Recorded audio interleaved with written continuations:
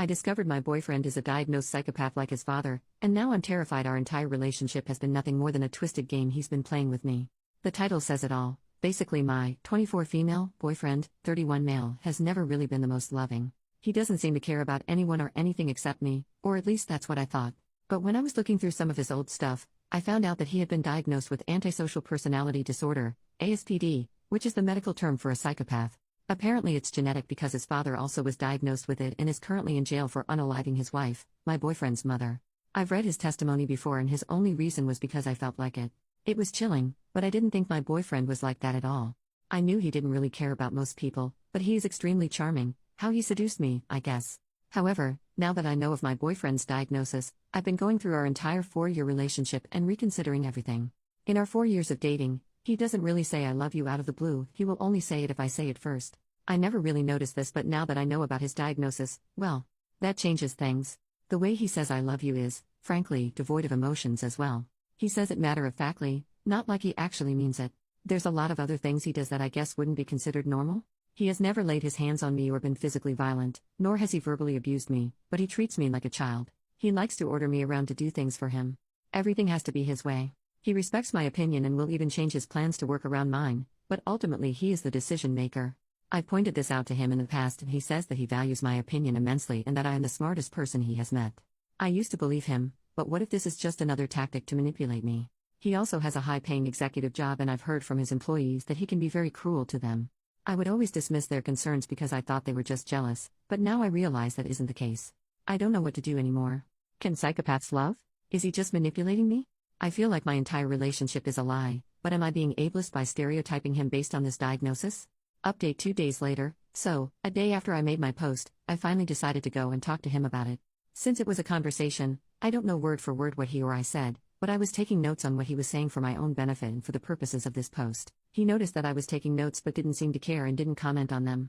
Without further ado, here is a summary of what transpired in script form since I don't know how else to write it. I tried my best to make it the most accurate I could to reality, but obviously I can't remember every little thing that happened, but it was wild. Yesterday when you were at work I found some boxes. I was looking through them and found this form. I showed the form with his diagnosis. I was wondering why you didn't tell me about this at all? And I want you to be completely honest, no more lying. I don't see why it was necessary to tell you. Besides, I made no attempt to hide it.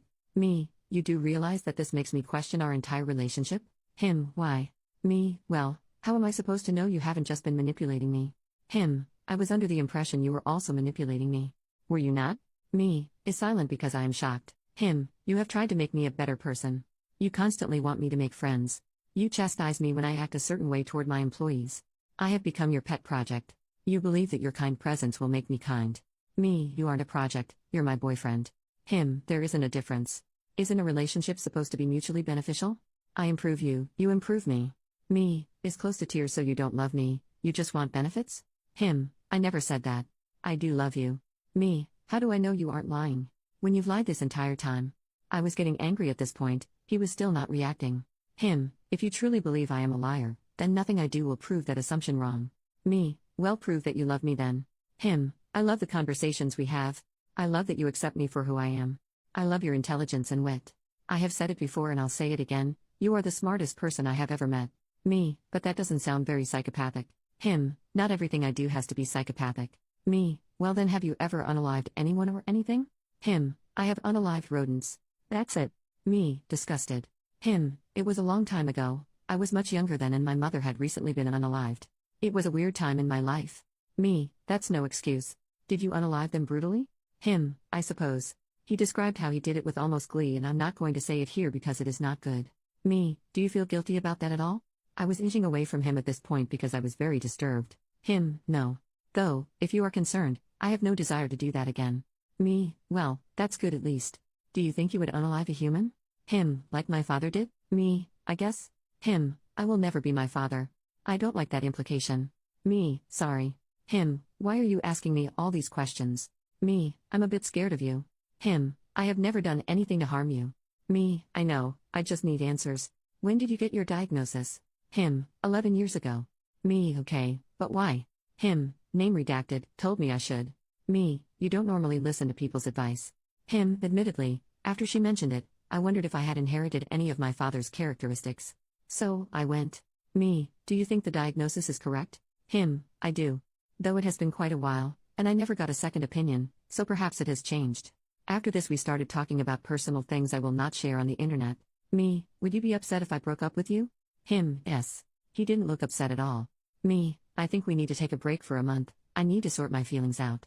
This seems to come out of nowhere, but I was considering this throughout the conversation, and his lack of emotion was the deciding factor.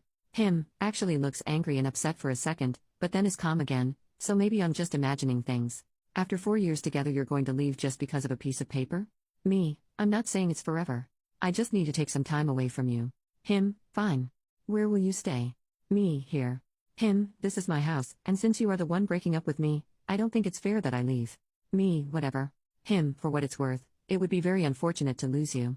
Me, I don't want to lose you either. But I need a break. I went upstairs to pack essentials, then I left. Right before, I gave him a peck on the lips. That was a lapse of judgment on my part. I will say that he didn't look happy that I was leaving, and as I was walking to leave he asked me to stay. I said no, he said fine, and left it at that. So yeah, there you have it. I still love him, and I do think he was genuine when he said he loved me, but I'm not sure I can get over all of the things he's done. I went into this conversation hopeful, but as soon as he said he didn't feel it was necessary to tell me, my emotions took over and I started asking way more accusatory questions. To be honest, I wish I had been more logical in my approach, maybe then we would have arrived at a different conclusion. If you're wondering, I'm staying with a friend at the moment, he doesn't know where or which friend. I just need this month to regroup and decide what my next steps are. He was one of the best parts of my life, I had never connected to anyone the way I did with him. I have no clue what I will do, and frankly, I need advice. With all that has happened, what do you think I should do? Also, I have no way to prove if he's telling the truth or not, so before you yell at me in the comments saying these are all lies, just know that all I know about his diagnosis is what he's told me. I may try and track down the psychologist he went to, but I think that would be a breach of confidentiality if she told me anything about him.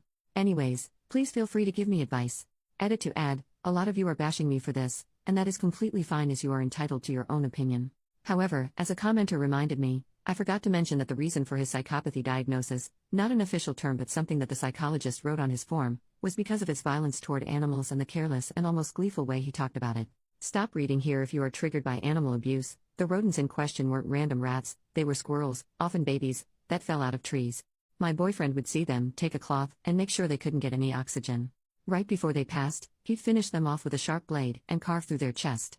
He would then take out their eyeballs and finally finish them off. When he told me this story he said it with such nonchalance that I couldn't even believe what I was hearing. He was 8 when his mother died, and this started when he was 7, ended at age 11. Final update later that month. I wasn't planning on making an update but a few people have asked me for it so here we are. Anyways, a few days after I made my first update post, I was still staying with my friend. I must admit, those first few days were hell to go through. Every 5 minutes I would think about my boyfriend and want to contact him. I kept trying to distract myself but of course my thoughts kept wandering back. He followed through on his word and didn't contact me, which I appreciate as it made me feel less tempted. However, it was still extremely hard to distance myself when he was literally a text message away. On the 4th day of our separation, the friend I'm staying with apparently bumped into him at the grocery store.